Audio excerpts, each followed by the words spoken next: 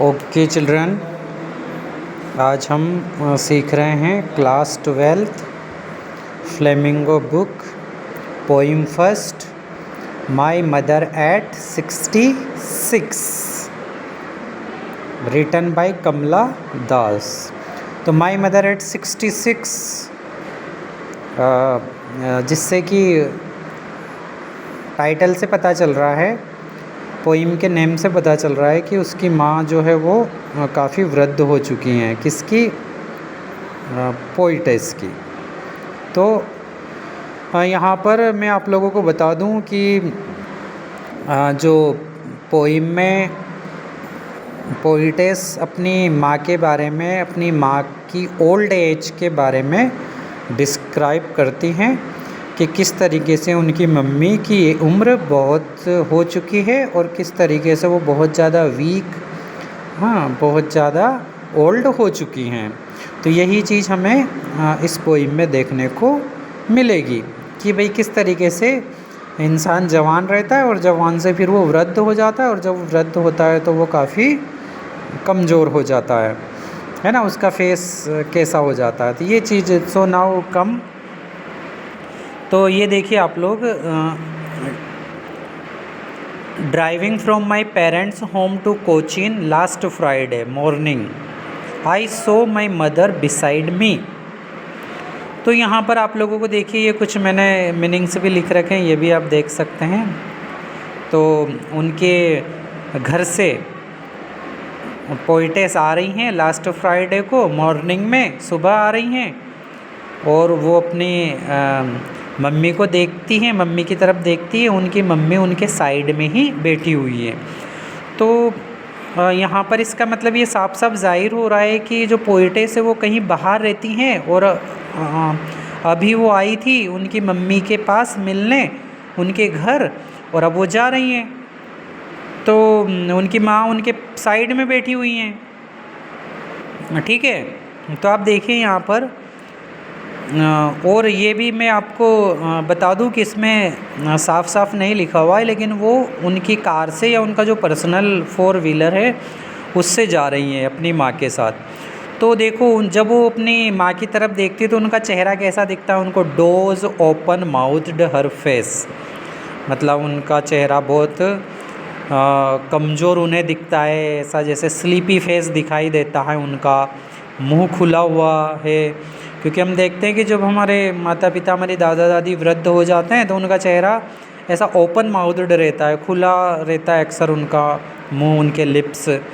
Her face ation like that, और उनका जो चेहरा है कैसा राख जैसा दिख रहा है। क्यों? क्योंकि अब उस पर कोई वो चमक नहीं रही है, उनकी उम्र बहुत ज़्यादा हो चुकी है ना। और यहाँ पर देखो स्टूडेंट्स, मैंने लिख भी रखा है यहाँ पर क्या चीज़ है, मेटाफोर है, क्योंकि यहाँ पर एग्जैक्ट कंपैरिजन, एग्जैक्ट तुलना की गई है ना,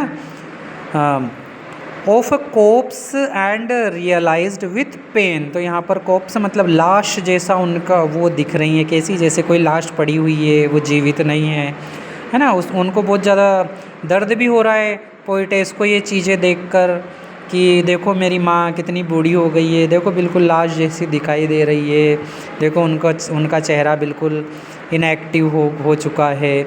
that she was as old as she looked but soon, और वो काफ़ी बूढ़ी हैं और जितनी वृद्ध वो हो गई है उतनी ही वो दिखाई भी देती है, मतलब उनका जो बुढ़ापा है, उनकी जो बहुत ज़्यादा उम्र है वो उनके चेहरे पर झलकती है। Put that thought away and looked out at young trees sprinting. तो यहाँ पर स्प्रिंटिंग का मीनिंग देखिए आप, रनिंग मतलब चलते हुए, दौड़ते हुए। द मैरी चिल्ड्रन स्पिलिंग, तो स्पिलिंग का यहाँ पर आप देख सकते हैं, ये मैंने लिखा हुआ है कि बाहर निकलते हुए, खेलने के लिए या दौड़ते हुए बाहर निकल रहे हैं बच्चे आउट ऑफ देयर होम्स। तो यहाँ पर ये देखो, दोनों का हमें आंसर भी मिलेगा, इनका एक क्वेश्चन भी, दोनों का क्वेश्चन भी रहेगा, उसका आंसर हमें बताना है। तो आप ये अच्छी चीज़ें समझ लीजिए, ट्रीज स्प्रिंटिंग और मेरी चिल्ड्रन स्पेलिंग। तो डियर स्टूडेंट्स, यहाँ पर ट्रीज स्प्रिंटिंग का मतलब है कि जब हम, एक दो मीनिंग है यहाँ पर कि एक तो हम जब 4 व्हीलर में, गाड़ी में, बस में, ट्रेन में बैठते हैं तो हमें पेड़ कैसे दिखाई देते हैं? दौड़ते हुए दिखाई देते हैं। एक तो ये हो गया कि जो पोइटेस है वो उनकी गाड़ी से जा रही हैं तो उन्हें पेड़ कैसे दिखाई दे रहे हैं? भागते हुए दिखाई दे रहे हैं। लेकिन इसका जो मेन मकसद है, पोइटेस ने ये वर्ड क्यों यूज़ किया, उसका ये कारण है कि जब पेड़ उन्हें भागते हुए, दौड़ते हुए दिखाई दे रहे हैं तो उन्हें कॉन्ट्रास्ट दिख रहा है, मतलब उल्टा, अपोजिट व्यवहार दिख रहा है, अपोजिशन दिख रहा है। किस किस चीज़ में? उनकी मम्मी में और उन पेड़ों में। क्योंकि उनकी मम्मी तो बहुत ओल्ड हो चुकी हैं, है ना, she is very old, but the trees are young and trees have strength. लेकिन पेड़ों में तो शक्ति भी है और वो दौड़ भी रहे हैं। तो देखो कैसा मतलब अजीब है, कैसा विरोधाभास है इन दोनों चीज़ों में। इसलिए पोइटेस ने यहाँ पर ट्रीज स्प्रिंटिंग और मेरी चिल्ड्रन स्पिलिंग का उपयोग किया है। क्योंकि बच्चे भी क्या हैं, अभी बच्चे हैं, छोटे हैं, उनमें एनर्जी है, वो बाहर भाग रहे हैं, निकल रहे हैं, बहुत आनंदित हैं। ये सारी चीज़ें यहाँ देखने को मिलती हैं। लेकिन उनकी मम्मी में ऐसा कुछ भी देखने को नहीं मिलता है, क्योंकि वो बहुत ज़्यादा वीक हैं, बहुत ज़्यादा ओल्ड हैं। Is that clear? तो हम आगे पढ़ते हैं और हम आते हैं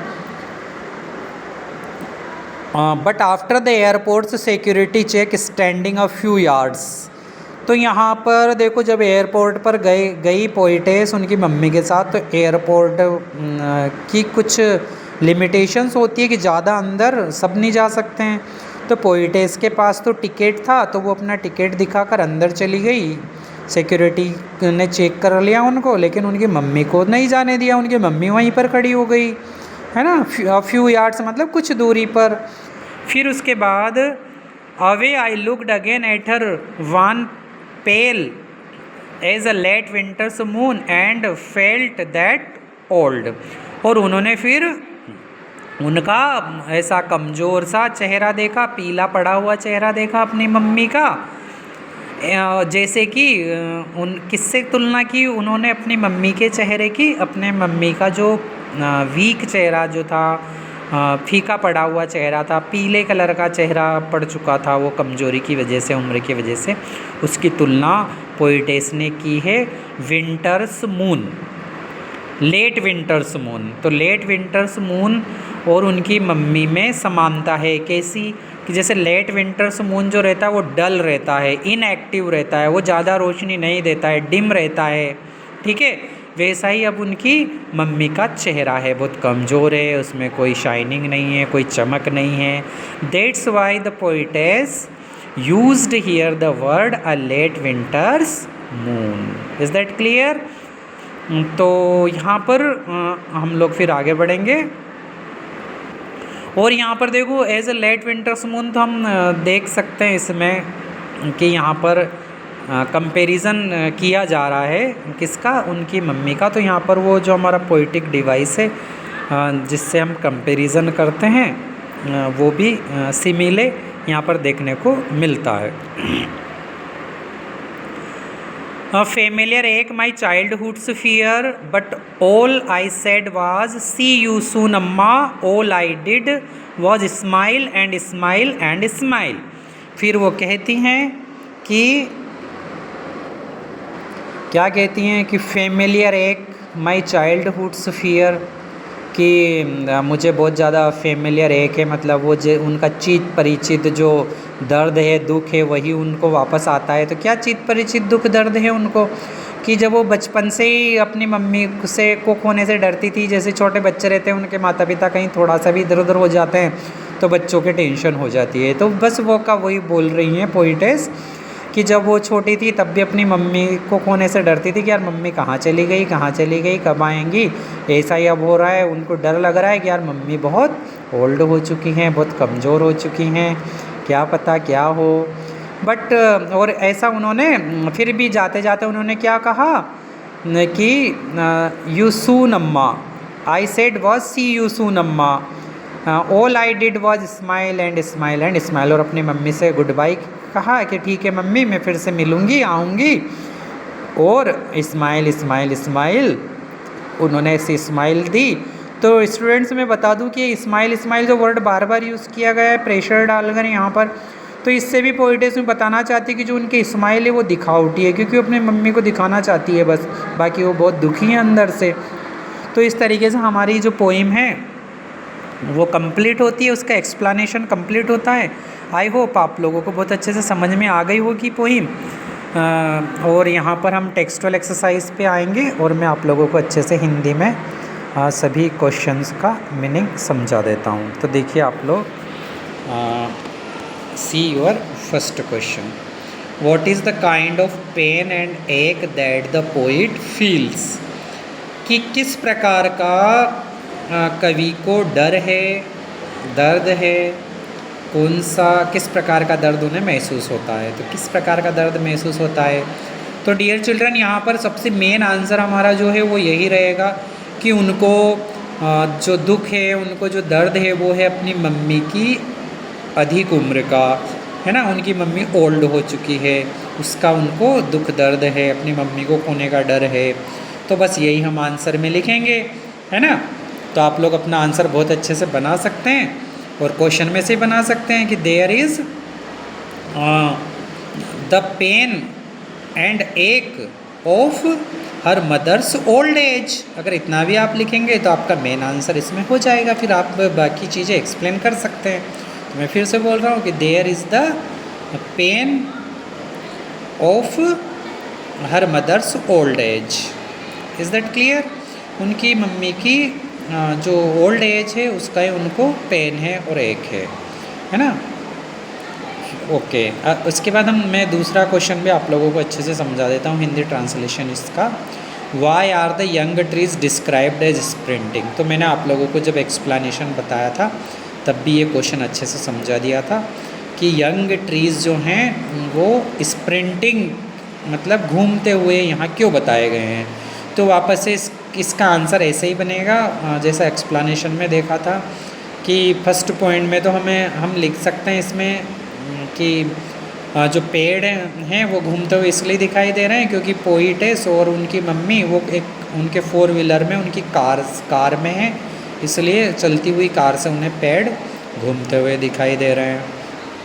और इसमें दूसरा सेंटेंस हम लिख देंगे, जो मेन सेंटेंस है हमारा, मेन आंसर है कि उनको पेड़ घूमते हुए दिख रहे हैं। तो क्यों, क्योंकि वो पेड़ उनको अपनी मम्मी की उम्र से उल्टे दिख रहे हैं, अपोजिट दिख रहे हैं, क्योंकि उनकी मम्मी बहुत कमज़ोर है जबकि पेड़ यंग हैं, जवान हैं, उनमें शक्ति है और वो घूम रहे हैं। ओके चिल्ड्रन, तो इस तरीके से हम लोग इसका भी आंसर अच्छे से समझ सकते हैं, बना सकते हैं कि the young trees are described as sprinting because the poetess is looking the trees from her car.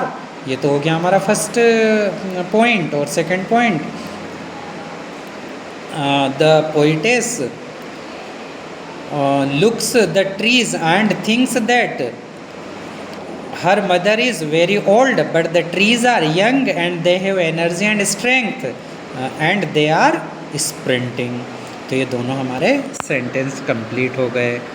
हम आगे बढ़ते हैं थर्ड क्वेश्चन पे। Why has the poet brought in the image of the merry children spilling out of their Holmes.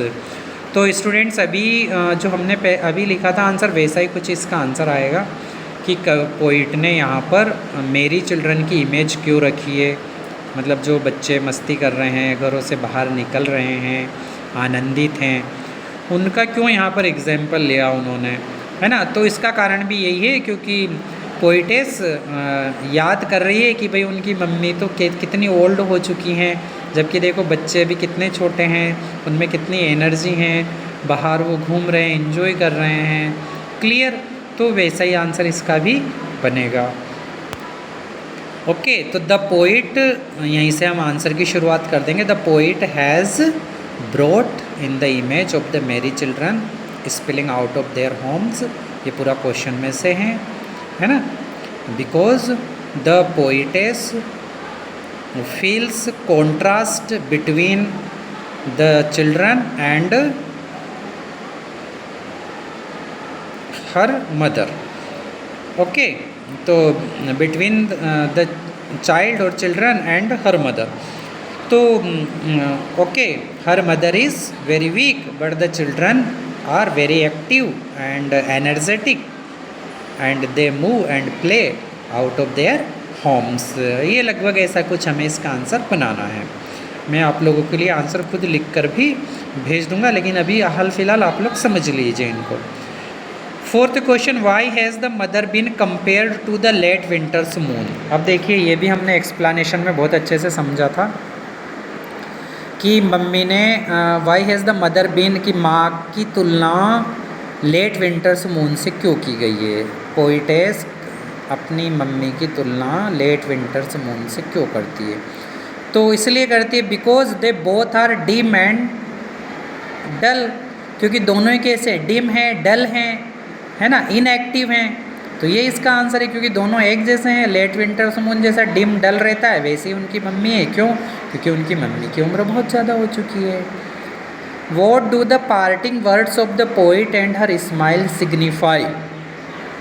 What do the parting words of the poet and her smile signify. तो यहाँ पर जो parting words जो use किए गए हैं, है ना, कवि ने, और जो स्माइल वर्ड जो यूज़ किया गया, ये क्या बताते हैं। तो देखो ये चीज़ें, दोनों चीज़ें बताती हैं कि वो पोइटेस जो हैं वो बहुत दुखी हैं, क्योंकि उनकी मम्मी बहुत ओल्ड हो चुकी हैं, बहुत कमज़ोर हो चुकी हैं, लेकिन वो अपनी मम्मी को अपना दुख नहीं बताना चाहती हैं। इसलिए वो स्माइल स्माइल यहाँ पर भी लिखती हैं और अपनी मम्मी को स्माइल देती हैं और पार्टिंग वर्ड्स बोलती हैं कि मम्मी मैं फिर मिलूँगी, अपन फिर मिलेंगे, मैं आऊँगी जल्दी ही, और ऐसा बोलकर वो वहाँ से चली जाती है। Is that clear children? तो I hope you have understood the explanation of the poem and the textual exercise of the poem. और मैं आप लोगों को इसके जो क्वेश्चन आंसर्स हैं वो भी खुद लिख कर और मैं भेज दूंगा आप लोगों के लिए। तब तक के लिए गुड बाय। आप खुश रहें, अच्छे से पढ़ाई करें, अच्छे से समझें और एक बार खुद पोएम रीड करें।